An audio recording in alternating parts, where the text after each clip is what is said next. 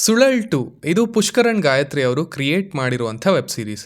ಇದು ಅಮೆಜಾನ್ ಪ್ರೈಮ್ನಲ್ಲಿ ಬಂದು ತುಂಬಾನೇ ಪ್ರಶಂಸೆಯನ್ನು ಪಡ್ಕೊಂಡಂಥ ಸುಳಲ್ ಸೀರೀಸ್ನ 2ನೇ ಭಾಗ, ಅದರ ಕಂಟಿನ್ಯೂಯೇಷನ್ ಅಂತ ಹೇಳ್ಬೋದು. ಸೊ ಇಲ್ಲಿ ನಮ್ಮ ಮುಖ್ಯ ಪಾತ್ರ ಒಂದು ಕೊಲೆಯನ್ನು ಮಾಡುತ್ತೆ ಪಾರ್ಟ್ 1ನ ಕ್ಲೈಮ್ಯಾಕ್ಸ್ನಲ್ಲಿ.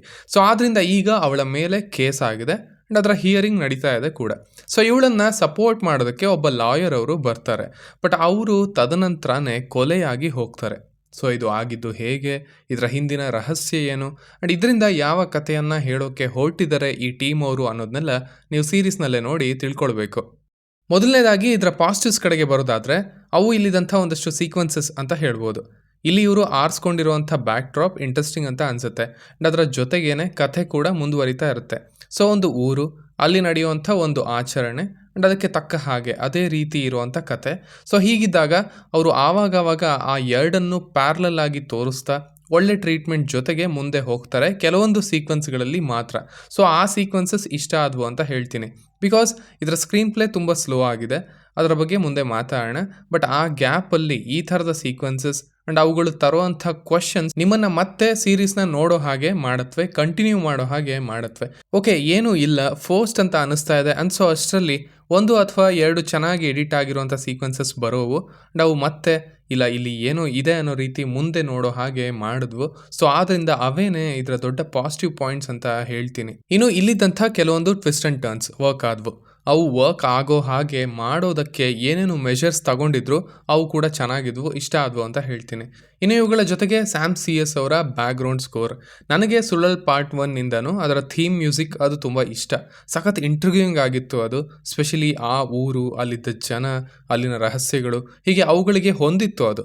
ಇಲ್ಲೂ ಅದು ಕಂಟಿನ್ಯೂ ಆಗಿದೆ ಪಾರ್ಟ್ 2ನಲ್ಲೂ ಕೂಡ. ಆ್ಯಂಡ್ ಸ್ಪೆಷಲಿ ಆಗಲೇ ಹೇಳಿದ ಹಾಗೆ ಆ ಆಚರಣೆ ಸುತ್ತ ಏನೇನು ಸೀಕ್ವೆನ್ಸಸ್ ಇದ್ದಾವೆ ಅಲ್ಲೆಲ್ಲ ಬಂದಂಥ ಮ್ಯೂಸಿಕ್ ಚೆನ್ನಾಗಿತ್ತು ಅಂತ ಹೇಳ್ತೀನಿ.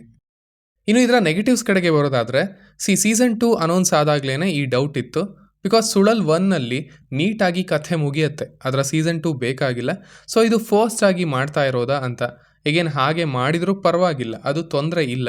ಬಟ್ ಅಲ್ಲಿ ಅಷ್ಟೇ ಹಾನೆಸ್ಟ್ ರೈಟಿಂಗ್ ಇರುತ್ತಾ, ಹಾಗೆ ಟ್ರೀಟ್ ಮಾಡಿರ್ತಾರ ಸೀಕ್ವೆನ್ಸ್ಗಳನ್ನು, ಅಥವಾ ಜಸ್ಟ್ ಅನದರ್ ಪ್ರಾಜೆಕ್ಟ್ ಅಂತ ತಗೊಳ್ತಾರ ಅಂತ ನೋಡೋಕ್ಕೆ ಕಾಯ್ತಾ ಇದ್ದೆ ನಾನು.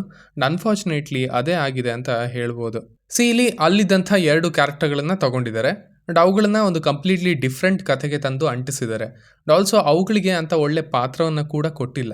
ಇನ್ನು ಇದರ ರೈಟಿಂಗ್, ಬ್ಯಾಡ್ ರೈಟಿಂಗ್ ಅಂತ ಹೇಳಲ್ಲ, ಬಿಕಾಸ್ ಆಗಲೇ ಹೇಳಿದ ಹಾಗೆ ಒಂದಷ್ಟು ಒಳ್ಳೆ ಮೂಮೆಂಟ್ಸ್ ಇದ್ದಾವೆ, ಆ ಪ್ಲಾಟ್ ಕೂಡ ಚೆನ್ನಾಗಿ ಅನಿಸುತ್ತೆ. ಬಟ್ ವೆರಿ ಲೇಝಿ ರೈಟಿಂಗ್ ಅಂತ ಹೇಳ್ತೀನಿ. ಅಂದರೆ ನೀವಿಲ್ಲಿ ಈ ಕಥೆ ಏನು ನೋಡ್ತೀರಾ ಅದನ್ನು ನೀವು ಕೂಡ ಬರಿಬೋದು, ಅಷ್ಟು ಬೇಸಿಕ್ ಆಗಿತ್ತು, ಅಷ್ಟು ಕೆಳಗಿನ ಲೆವೆಲ್ನಲ್ಲಿ ಇತ್ತು ಅಂತ ಹೇಳ್ಬೋದು. ಇದು ಪುಷ್ಕರಣ್ ಗಾಯತ್ರಿ ಅವರ ಸ್ಟ್ಯಾಂಡರ್ಡ್ ಅಲ್ಲ ಆ್ಯಂಡ್ ಸ್ಪೆಷಲಿ ಸುಳಲ್ನ ಇಲ್ಲಿ ಕಂಪೇರ್ ಮಾಡೋದಕ್ಕೂ ಆಗಲ್ಲ ಅಂತ ಹೇಳ್ತೀನಿ. ಮೇಯ್ನ್ಲಿ ಇಲ್ಲಿನ ಇನ್ವೆಸ್ಟಿಗೇಷನ್, ಒಂದು ಪಾಯಿಂಟ್ ಸಿಗುತ್ತೆ, ಅದು 2nd ಎಪಿಸೋಡ್ನಲ್ಲೇ ಆಗಬೇಕಿತ್ತು, ಬಟ್ ಅದು ಶುರು ಆಗೋದು 5th ಎಪಿಸೋಡ್ನಲ್ಲಿ. ಹೀಗೆ ತುಂಬಾ ಅನ್ಇಂಟ್ರೆಸ್ಟಿಂಗ್ ಆಗಿ ಮುಂದೆ ಹೋಗುತ್ತೆ ಸ್ಕ್ರೀನ್ ಪ್ಲೇ ಅಂತ ಹೇಳ್ಬೋದು. ಇನ್ವೆಸ್ಟಿಗೇಷನಲ್ಲಿ ಬರೀ ಮಾತಾಡೋದು ಇರುತ್ತೆ ಹೊರತು ಕಂಡು ಹಿಡಿಯೋದು ಅಂತ ಏನೂ ಇರೋದಿಲ್ಲ.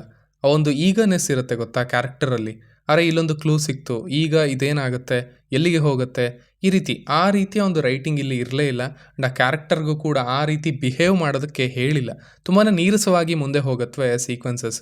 ಇಲ್ಲಿನ ಐಡಿಯಾಸ್ ಹಾಗೆ ಪ್ಲಾಟ್ ಇಂಟ್ರೆಸ್ಟಿಂಗ್ ಅಂತ ಅನಿಸುತ್ತೆ, ಬಟ್ ಆ ಇಂಟ್ರೆಸ್ಟನ್ನು ಇದರ ಪ್ರೊಸೀಡಿಂಗ್ಸ್ ಆಗಲಿ ಅಥವಾ ಅದರ ಪೇ ಆಫ್ ಆಗಲಿ ಮೇಂಟೈನ್ ಮಾಡೋದಿಲ್ಲ. ಆ್ಯಂಡ್ ಸ್ಪೆಷಲಿ ನನಗೆ ಇದರ ಪ್ಲಾಟ್ ಆ 10 ವರ್ಷದ ನಂತರ ಅನ್ನೋದು, ಅದರ ಬ್ಯಾಕ್ ಸ್ಟೋರಿ ಅದು ಅಷ್ಟು ವರ್ಕ್ ಆಗಲಿಲ್ಲ, ತುಂಬಾ ಫೋರ್ಸ್ಟ್ ಅಂತ ಅನ್ನಿಸ್ತು ಕೂಡ. ಸೊ ಸಿಂಪಲ್ ಆಗಿ ಹೇಳೋದಾದರೆ ಇದೊಂದು above average to decent watch ಅಂತ ಹೇಳ್ತೀನಿ.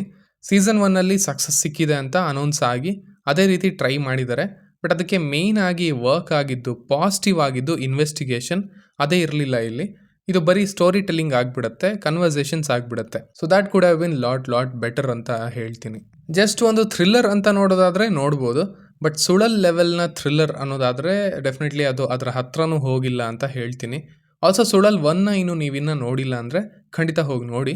ಅಮೆಜಾನ್ ಪ್ರೈಮ್ನಲ್ಲಿ ಕನ್ನಡದಲ್ಲೇ ಸಿಗುತ್ತೆ ಆ್ಯಂಡ್ ಈ ಪಾರ್ಟ್ 2 ಕೂಡ ಪ್ರೈಮ್ನಲ್ಲೇ ಸಿಗೋದು ಕನ್ನಡದಲ್ಲೇ. ಸೊ ಇಷ್ಟು ನನ್ನ ರಿವ್ಯೂ ಆಗಿತ್ತು ಈ ವೆಬ್ ಸೀರೀಸ್ನ ಬಗ್ಗೆ. ಇನ್ನು ನೀವು ಆಲ್ರೆಡಿ ಇದನ್ನು ನೋಡಿದರೆ ನಿಮಗೆ ಇದು ಹೇಗೆ ಅನ್ನಿಸ್ತು ಅನ್ನೋದನ್ನು ಖಂಡಿತ ಕೆಳಗಡೆ ತಿಳಿಸಿ. ಆ್ಯಸ್ ಯೂಶ್ವಲ್ ಮತ್ತೆ ಸಿಗೋಣ.